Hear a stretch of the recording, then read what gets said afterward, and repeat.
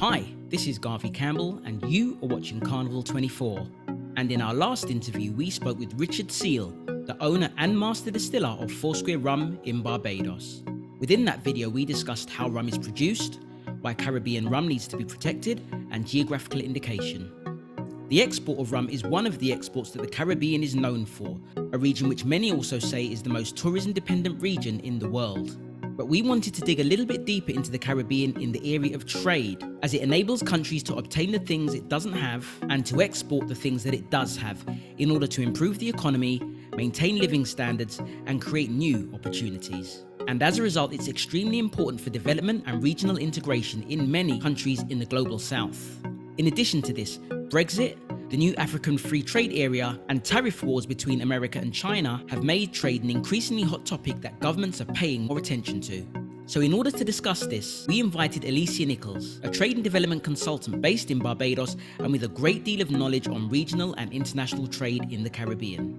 And in this interview, we asked her to give us a good understanding of regional and international trade, what the Caribbean is currently doing to improve trade and exports, and what we can do to help the Caribbean in this area. So keep watching, remember to like, share and subscribe, and we hope you enjoy the third part of our interview with 𝗚𝗍𝐿𝐶𝐓 𝐿𝐶. Okay, so that is actually coming up next. That is actually on one of the things that I definitely want to tackle. Before we do, could you, some of the other things we've seen a lot of news stories with regards to cryptocurrency in the Caribbean. There's a cryptocurrency now in the Bahamas. I believe there's an Eastern Caribbean crypto as well. Would you mind telling us a little bit about what's going on there and how that might be of benefit and help maybe grease the wheels with regards to trade, exports, and maybe business? Okay, sure. So, I mean, this is one area in which the Caribbean has been a leader in terms of cryptocurrency, central bank denominated cryptocurrencies. So, for instance, and one company that has really been pioneering is actually a fintech company based here in Barbados called 𝗵𝗃. They were working with the Bahamian central bank with regard to the Bahamian sand dollar, which you refer to, the Eastern Caribbean Bank with regard to the Eastern Caribbean, the crypto version of the Eastern Caribbean dollar. And then, of course, in Nigeria, they actually helped with the 𝑖∞, which is the central bank denominated currency of the Naira, right? So, those, and how that helps trade. Well, one, that's actually a trade in services because 𝗵𝗃 is exporting its research, its know-how, etc. And that's actually a trade in services. Also, with regard to the region, now what a lot of your viewers might not know is the fact that even though we're in the Caribbean, what have you, our trade still happens mainly in US dollars with each other because our currencies, generally speaking, we don't accept each other's currencies, although they're looking at trying to do something along those lines. So that means that when a company, say in Barbados, wants to do, buy something from, say, St. Kitts or what have you, or, Belize or whatnot, they have to use hard currency, mainly the US dollars, in which to do so. But if you had something like a central bank denominated currency, like, a Caribbean currency like that, it will make things faster, it will make things cheaper, because you wouldn't have those bank fees that you have to pay with regard to wiring funds and that sort of thing. And I think that that's one of the things that, 𝗵𝗃, I know, for instance, was trying to do. And it would be helpful if they did come to fruition because it will make trade within the region so much easier. And not just trade, I mean travel within the region so much easier. Right. So that moves me onto my next thing. So with all of this going on, what would you say is the level of mainstream awareness of trade and exports in Barbados and the Caribbean at the moment? And what are some of the things that we can do, like as people in the diaspora, people in the UK, in Europe, the United States, What ways or what opportunities might some of these things, present to us in terms of being able to engage or help or assist in trade to give back to some of the economies that our heritage is from?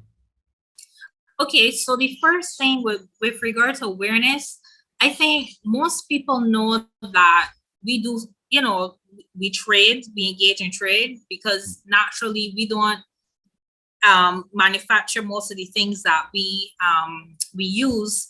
But at the same time, with regard to our trade agreements, with regard to the WTO, etc., I don't think, outside the persons who really follow like international relations and that sort of thing, I don't think most people would be aware of that. And with regard to the diaspora, I do think that there's an important role the diaspora is already playing, and there's an even greater role that you guys could play. But I think it goes both ways. At the same time, you want to feel appreciated. You want to feel as though your ideas are being taken into account. You don't want to be seen as just an ATM. And I'm not saying this lightly, because this is actually something that someone in the diaspora actually told me. The fact that, look, I would love to contribute back home, etc., but I don't want to be seen as just an ATM. I want my ideas to be taken into account. And to the region's credit, there are several countries in the region right now which either have diaspora policies or they've set up a committed diaspora unit or diaspora ministry or something like that, with specific aim to act as a liaison with the diaspora. They've established formal links with diaspora associations. Okay, so let me give you an example. I lived in the States for a bit. I am on the mailing list of our embassy there. And I see, the regular engagement that the government has with the diaspora based in DC. I mean, almost every time I open my email, there's a email from, our embassy there, whether it's the Prime Minister having a chat with the diaspora or some town hall to apprise the diaspora of something going on, or some fundraiser or something like that. So there's a lot of diaspora engagement. But to answer your last question, I think there are several ways in which the diaspora could continue to assist.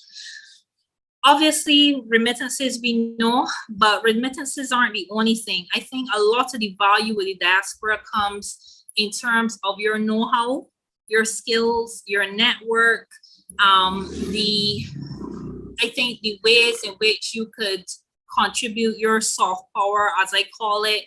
I also think the ways in which you've been donating to different charities back home.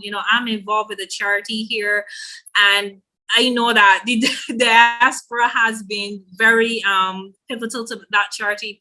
Also in terms of bonds, for instance, I know our governments have been trying to raise money through regular treasury notes and that sort of thing. But there are other ways in which the diaspora could assist in terms of purchasing any bonds that are released and that sort of thing. But at the same time, I do understand the concern, because if you are going to be investing money, you want to ensure that the money is going to be well spent. There's accountability and that sort of thing. Okay, so we're coming close to the end of the interview. I suppose this question is a good one to end on. Sure. What advice would you give to people in the diaspora, whether it's Europe or the United States, who wants to look into things such as trade, exports, maybe business, maybe some of the things you just mentioned, in order to reconnect, not just on a cultural level, but on an economic level with the countries that they originally come from? Okay, sure. Well, I mean, there are several ways in which they could reach out. They can reach out to our investment promotion agencies, for example. They can reach out to Caribbean Export. They can reach out to our business support organizations, so maybe chambers of commerce. We have Export Barbados here now, which is formerly known as the BIDC. I think that there are also there are also entities which have been set up in order to bridge that gap. So there's the Caribbean Chamber of Commerce in Europe, for instance. For those of you who are based in Europe, you know, they have been trying to, Joe Spalberg, who's one of the founders of that chamber. One of the things that they've been trying to do is to try to be that bridge between the diaspora in Europe and the Caribbean in order to help to foment that trade and investment link there and make things a lot easier. So there are various ways in which you can reach out.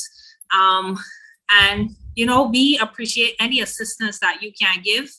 And don't get frustrated. I do know that it's easy to become frustrated by the bureaucracy, but if you reach out, I think, to somebody more business oriented organizations or those with a mandate to foment business opportunities, I think the process will probably be a lot smoother.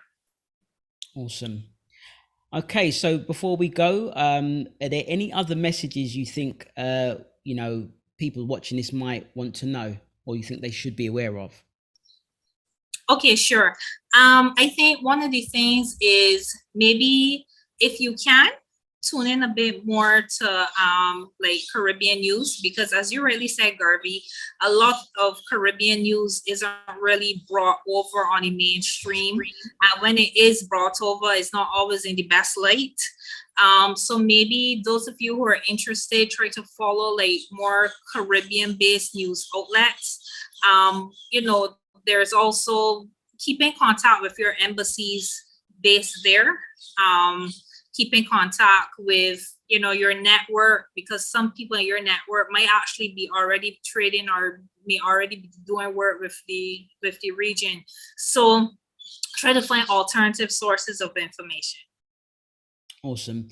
And final thing, just for the people watching this who may want to, you know, check your website out or follow you or, you know, reach out to you, can you let people know how to find you and how to follow what you're doing?